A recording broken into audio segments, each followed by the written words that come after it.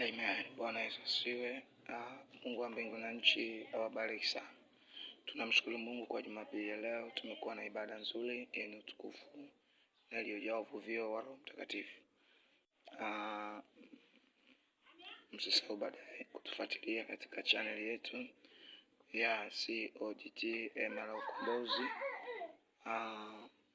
YouTube. Kuna vitu tutakutana navyo huko baadaye. Basi kipekee tunamshukuru Mungu sisi kwa ajili ya ibada leo. Tunamwona Mungu akituhudumia kwa namna moja na akisema nasi kwa namna nyingine. Tuseme tu Mungu akubariki.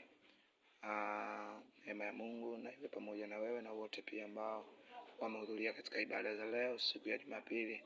Niwatakie neema na baraka za Bwana wote ambao mmeingia imani mwa Bwana ndani ya makanisa tofauti tofauti kwa ajili ya kumwabudu Mungu na kwa ajili ya kumtukuza Mungu.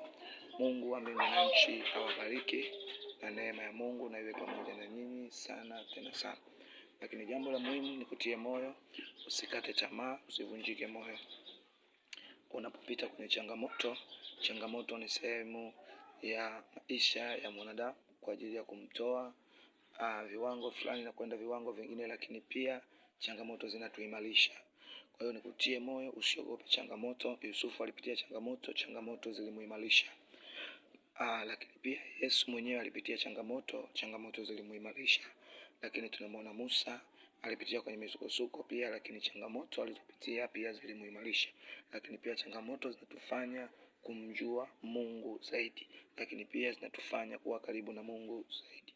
Kwa hiyo nikutie moyo, usivunjike moyo, usiogope.